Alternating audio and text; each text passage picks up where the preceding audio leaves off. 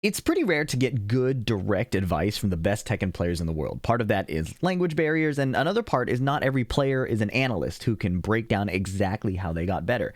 But we got a golden tweet from Rangchu, the two-time Tekken World Tour champion, once in Tekken 7 and once in Tekken 8, playing the Bears. Historically a low-tier character, although not so much anymore. But he put out this huge tweet now that he's more comfortable in Japanese, which he describes as the surest shortcut to getting better at Tekken. I'll read the tweet for you, and then I want to talk about some matches where I got to experience this directly, and maybe you can learn something from it as well. Lately at Tekken tournaments and events, I've been frequently asked by acquaintances and Tekken fans, how do you get better at Tekken?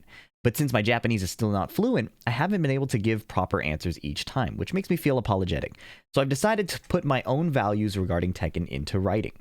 The most important thing for improving at Tekken is not the ability to have a chance at beating strong players, but the ability to absolutely never lose to opponents you think are weaker than you. For example, no matter how high your win rate against Arslan Ash or Nobi, if you can't consistently beat other opponents, it doesn't mean much, outside of like special formats like invitational tournaments.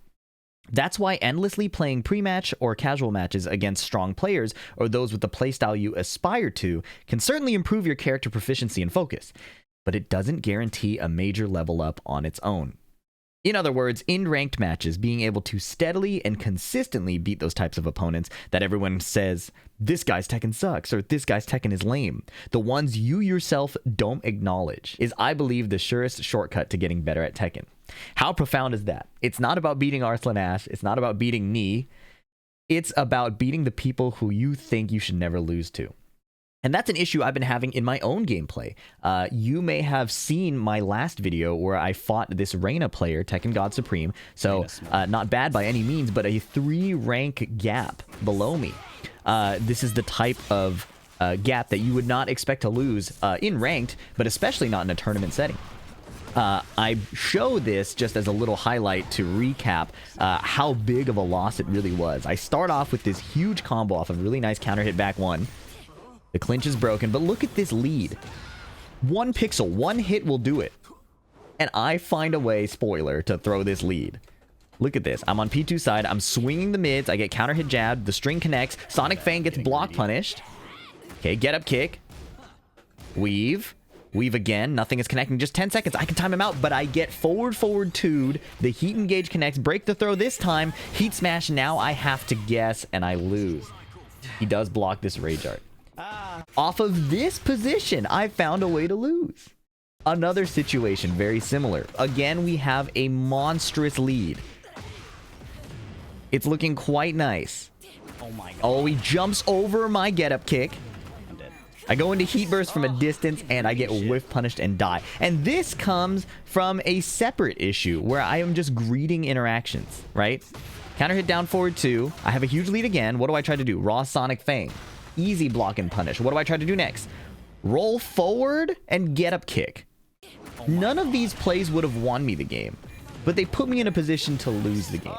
And I will be taking these 2 lessons. I do lose this set 2-0 in case you didn't see the last video. I will be taking these lessons into our analysis for today. 2 matches from a tournament 2 days after these devastating losses, and a bunch of fun little notes in case you're curious. The main lessons I take into these matches is I want to fight up close first. It's not that backdashing is bad. In fact, I get this counter hit back one off of some backdashing to force his attack timings to slow down. Right, there's the hell sweep there. And now he's feeling comfortable aggressing. So I sit still. And then the back one hits, because he's had to close so much distance that now he's burning a lot of time to make sure he doesn't whiff. That's why the counter hit back one connects when I just stand up close. Okay, so you have to play a lot of closer ranges in Tekken 8. Everybody has a lot more free approach tools, but it doesn't mean backdashing is useless. I just wanted to demonstrate that. You're only better if you're playing your best, okay? This game is not the type of game where if you're better, you just can sit back and just let it happen. You still have to use all the skills that demonstrate why you're better, right? Your better punishment, your better movement, your better knowledge, all those things.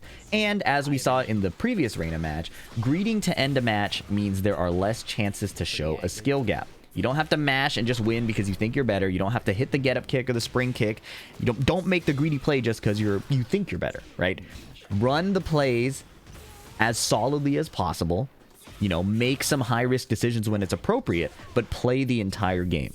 And that is what I'll be trying to do against this Reina. Higher rank, Matiniero, strong tournament competitor in the online NA scene, but I am treating it like before, where I believe in my skill.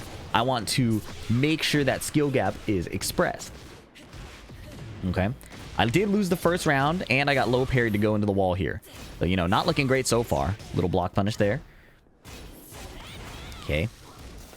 DF1, auto parry beats my QCF1, but it's no big deal. Block punish again. It doesn't look like much, the 1-1-2s, but they do add up. Eating the electric, though, is not a good look. I'll have to get into heat. Whiff punish, Sonic Fang. Good start, big heal. Okay, he breaks the 1+2 throw, a sidestep duck on the electric, and a counter hit duck 1. This is gonna hurt. Wall carry, yeah, with flicker 1-2. Extended heat duck into heat dash Sonic Fang. 102 into 1 pixel, and he doesn't block the mid. Low mid string from Steve, down 2-1. It's actually safe on block, but you have to be ready to stand up to block the mid. Okay. Forward 2, counter hits my back 1 attempt. Block the low, late on my punish, take a bit of extra damage. BF 1-2. Okay, guaranteed if I don't tech roll the second hit of the tsunami kicks. Power crush. Okay, block punish again. Take what I can get. Ooh. Okay, so he tries to contain me, doesn't let me get more offense started by running that armor move. So I had to hesitate a little more or delay my offense. Probably better phrasing than hesitate. Hesitation is defeat.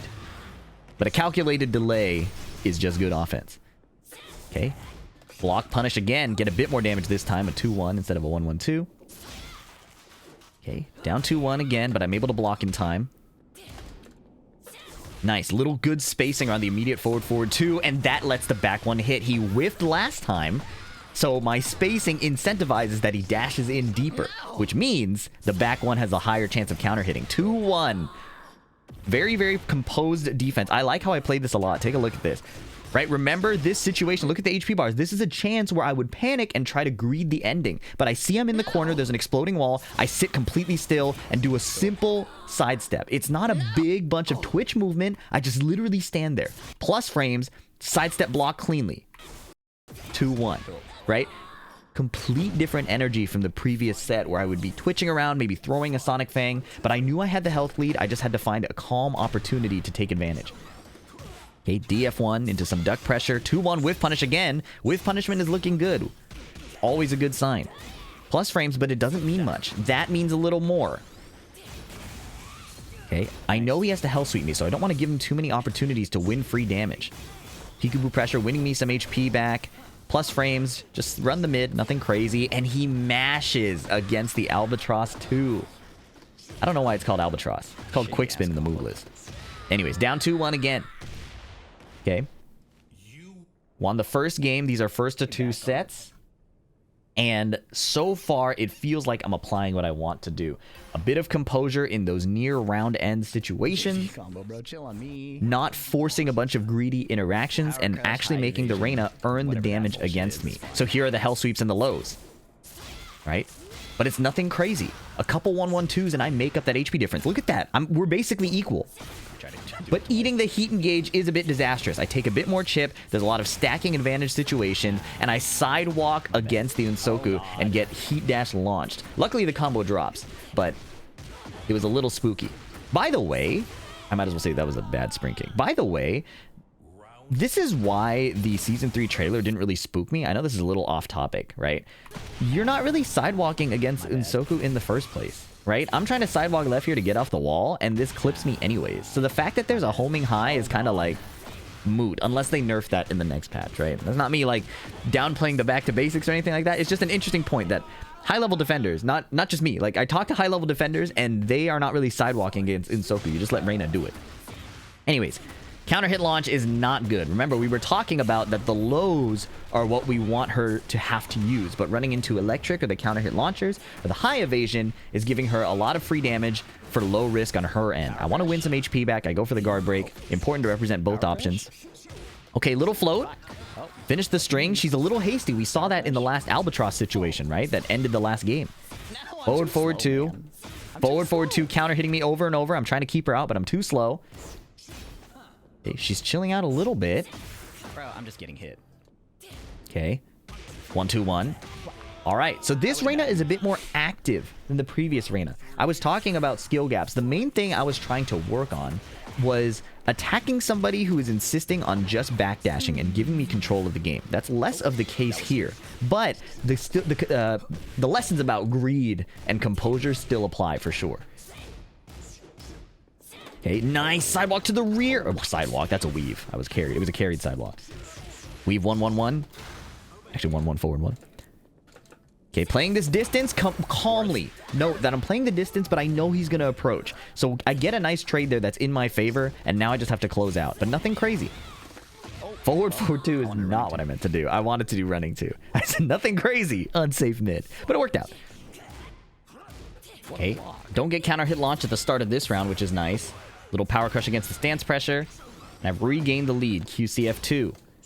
She did parry, I'm mentally noting that, but I'm not going to force any outplay on that right away. Back 1, catching her attempt to win back the pressure in this set. Weave 1-2. High splat, but I blow up the wall. Not the most optimal combo decision. My bad. Whiff punish, forward 2. Just chill. Make her hell sweep me. Yep, heat dash is nice for me. That gives me a lot of room to chill out. Going to be harder for her to chip me lower. She's going to have to hell sweep a lot, and each one could end the round in my favor. Back 1 float. Very, very nice. Things looking really good. Set point here. No, Forward 2 clips my movement, but can't let that affect me on an emotional level. Okay. Nice. Survive the heat state again. Weave 1-2 for some reason couldn't connect. My bad. Wild man, a little greedy. Is very impatient. We were just talking about that. I get floated and the wall converts the combo. Wow. Opportunity. Okay, hit them low in the legs to break the armor. Oh, what the jump back? No. Counter hit throw, wall splats. I think I'm dead here, and if not, there's one situation after. Okay, block punish. Hold on. Whiff! Whiff, whiff, whiff, whiff, whiff. Not very good. And either way, this up back 2 didn't make much sense if you saw how the Reina was playing. In these kinds of situations, an armor move definitely could have come, right? And so even here where it's just a calm backdash, swinging right away was probably not the play. Mantinero ties it up 1-1. Game 3.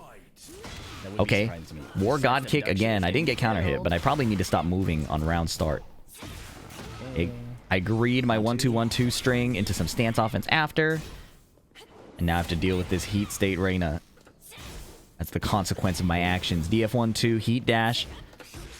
Restricting my movement a little more, trying to keep it a little more compact, and now I get a great wall position here.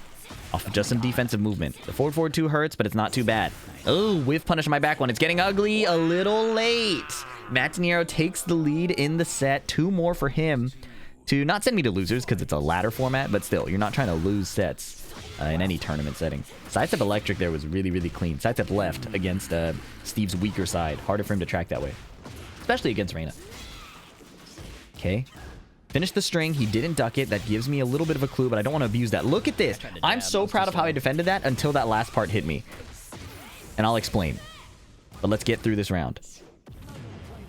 Okay, heat burst. Ooh, whiff! Oh, okay.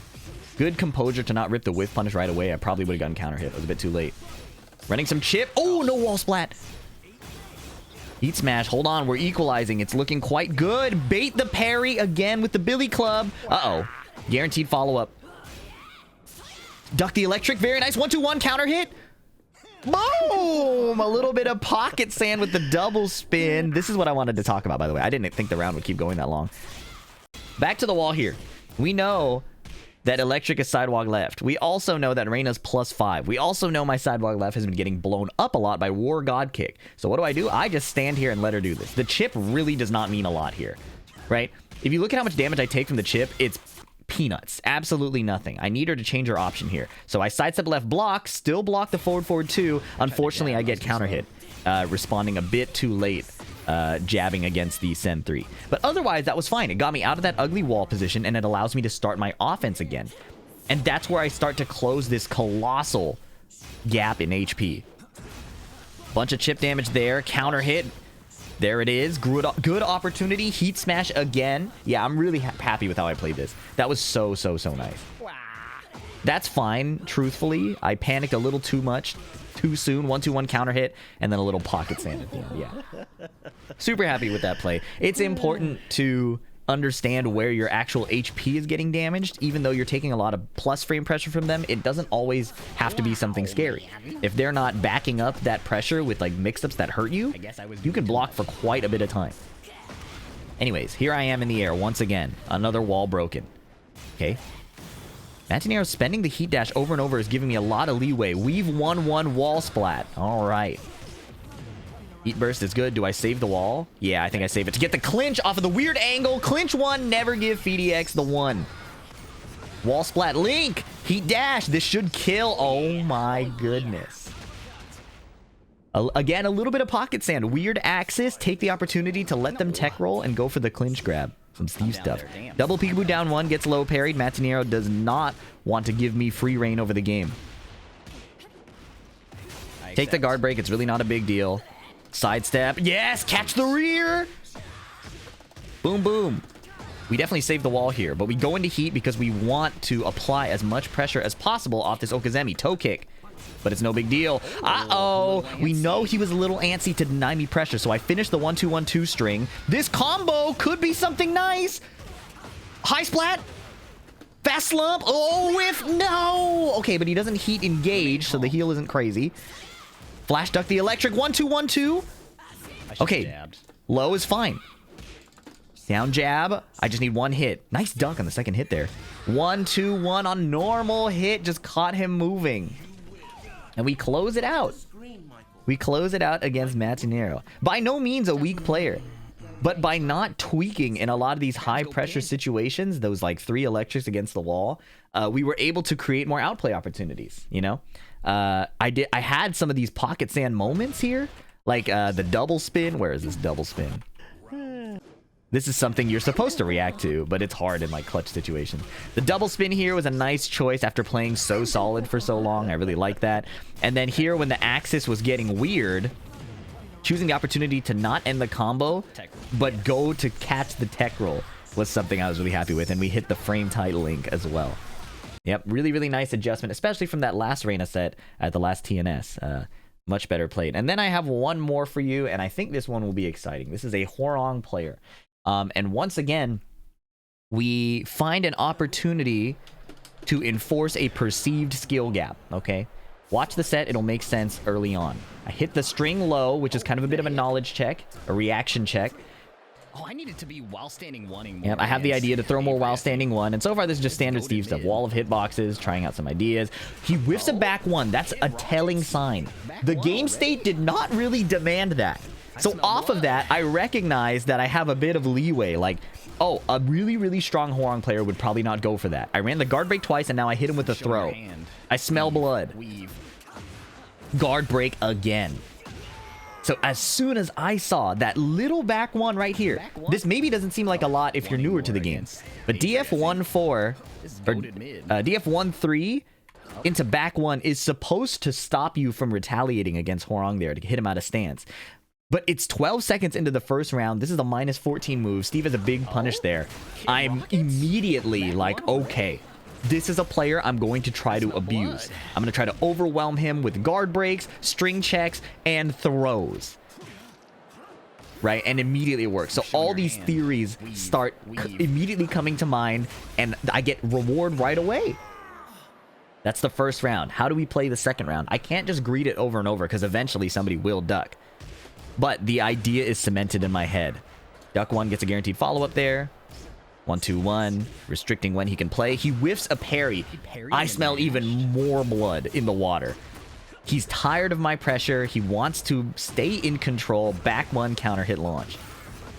This combo's a little sus, but it's fine. Okay, tsunami kick. I thought he might go for the RFF down forward 3, right foot forward down forward 3. That's this jumping move. It's one of his best moves, and it tracks if you try to sidestep or duck, right? So I just while standing one to float him. I don't convert into a combo.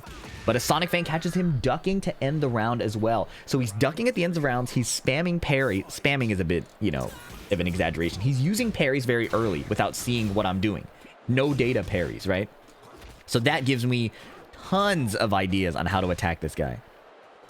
It's a bit of profiling, like based on skill level. But after fighting so many Hwoarangs of different skill levels, it's just a kind of pattern you can start to recognize as you get more experience with the game. Spin 2, and it's looking ugly. He ducks again against a mid that could end the round. 3 quick rounds. Now, it's not a total wash. Pay attention, because Kid Rockets brings some adaptations that are pretty exciting. And I fall into some of the lessons that I wanted to teach in the first place, or I wanted to work on as a competitor. The big one is I start to greed situations. Okay, catch him sidestepping there. So far, it's looking great. But what happens is I start mashing a lot.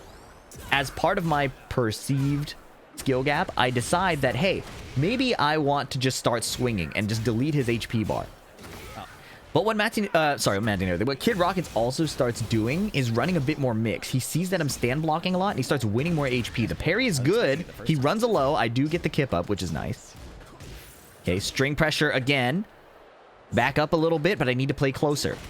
1-2-1, and he finds a nice sidestep down forward 4. That actually gets around Steve's 1-2-1. Hwoarang is a bit evasive if he does sidestep into some of these buttons. DF4 or DF2.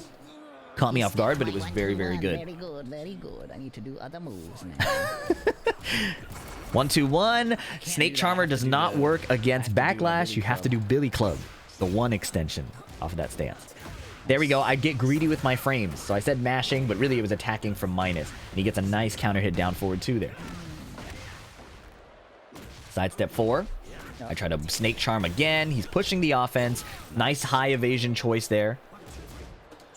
Okay, peekaboo down 1 again. He gets a nice low block there too. No punish. So I get a little bit of motivation off of the no punish, but I did just lose a second round. So how do I adjust? Backdash whiff punish. Step on the feet. The mix-ups were working. The guard breaks were working, and he ducks a lot. So I could just run big moves instead of the 1-2-1. I don't need to control him. I need to win damage. Okay, I swing a little too early when I attempt to Snake Charm again. Counter hit down by 4, but he's not in heat, so it's no big deal. Weave. Okay, he's in heat now. Backdash, create some space, burn out the heat meter. I get really greedy with that power crush. That was so greedy. I did not want to play the game. And I greed again with the rage art. And then he drops the combo but mixes me, alright? So, this is big. I have to keep playing the game at my best.